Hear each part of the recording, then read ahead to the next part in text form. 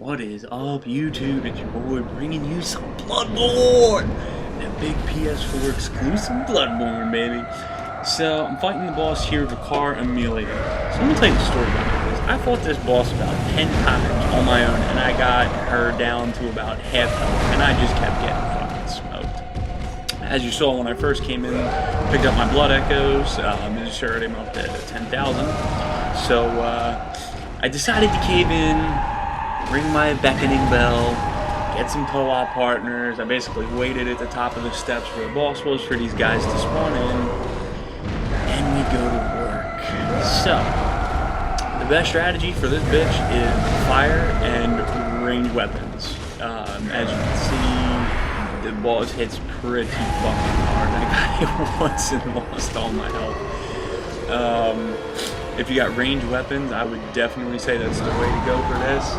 I can't really say what the strategy is, because the strategy is fucking dodge, roll, dip, dive, and fucking hope you don't get hit.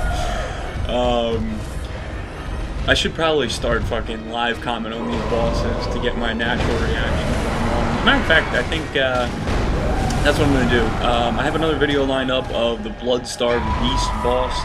I don't have the live audio on that, but I think I'm going to start live commenting on boss fights. Look at that shit. Half my health down to one hit, even though I thought I'd dodge and got out of the way. Whatever. So, one thing I'm not really too fond of with the co-op in this is there's no in-game chat. None.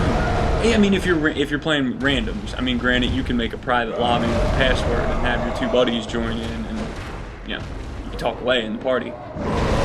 But it's definitely an interesting twist having the co-op in this. Now, I've never played Dark Souls. I've never played Demon Souls. I'm a complete newbie to this game. But we share my story about this game. So I really didn't have any intention on getting it. I really didn't, because everybody goes on and on about how Dark Souls, Demon Souls are such fucking hard games. And I'm not really the type of person that can stomach that sometimes. I don't mind a challenging game, but you die, you lose all your fucking progress, and well, that's pretty unforgivable. Anyway, so I played the game for about 2 or 3 hours on launch day, and I didn't know how to even equip a weapon. You heard me correctly. I didn't even know where to get a weapon from. This game literally does not give you any waypoint. It doesn't tell you what to do. It doesn't tell you if a weapon's broken, if there's new shit available to buy that you've unlocked. It doesn't tell you about the secret shop that you can spend your insight on. It's got none of that. I mean, I have no idea what it is. I wasted so many Madman knowledge skulls. I didn't even know what they did. I just saw it just made to me, I was like, oh, well, that eye goes up in the right-hand corner, so that must be something. So, don't move on my part, but, that's been part of the fun. So, after, 2 or 3 hours of straight dying, and not even be able to equip no weapon, and just, trying to fight people with my bare fists and getting destroyed, I was like, well, that's enough with this game. And I made a status on Facebook asking if anybody wanted to buy the game for $50. And a couple people were like, give it another chance. Like, what don't you understand? And, I'm going through the levels, and every time I die, it takes me back to what's called the Hunter's Dream, which is where you upgrade and, buy consumables and all that shit. I didn't know that.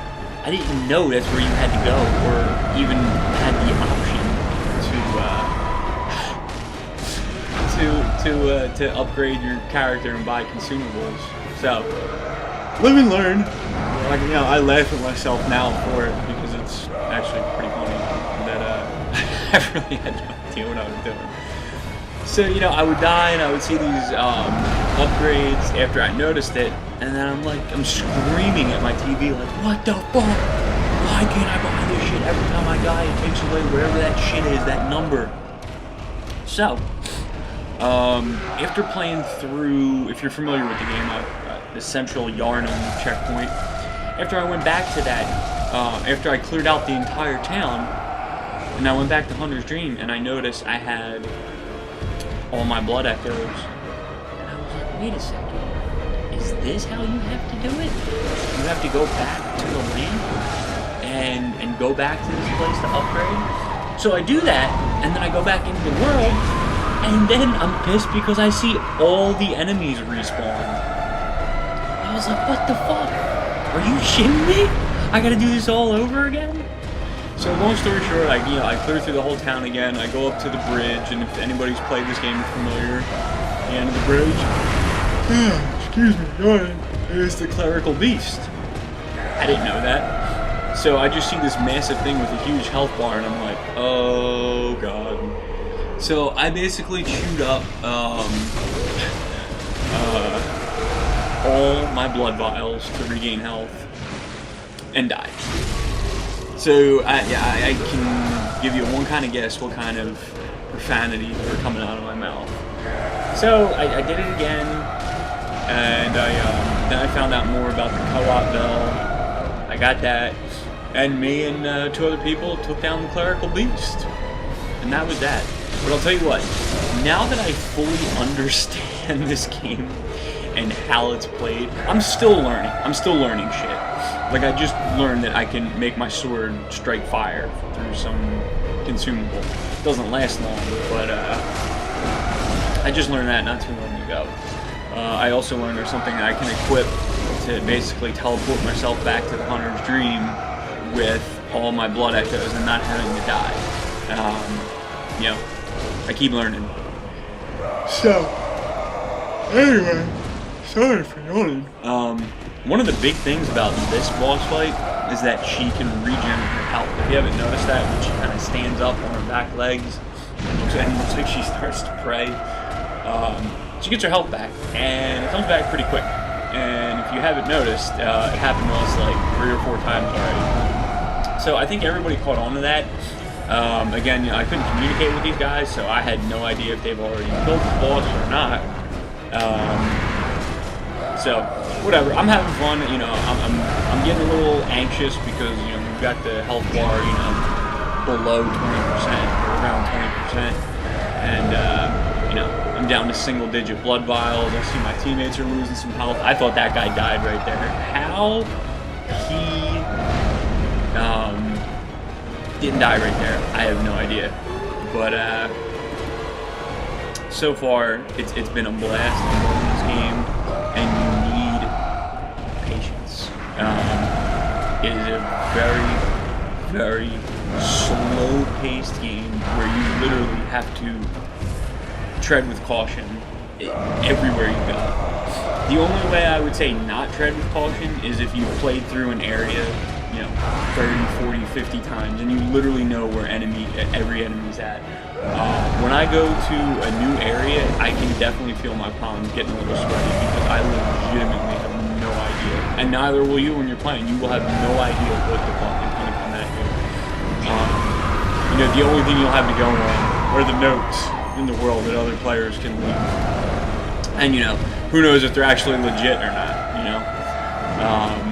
So we're getting her down here. She's just about dead, and I'm pretty stoked because killing bosses in this game is real fucking rewarding. And there we go. She's dead. Down she goes. Prey slaughtered. And look at the blood echoes. 15,000. And there's the trophy. And we are done. We give a little hunter's rally. Woo! And that's goodbye to the co-op partners. So it's a shame there's no in-game chat. I would have loved to have thanked them for staying, but if you were happening to be in this, peace out.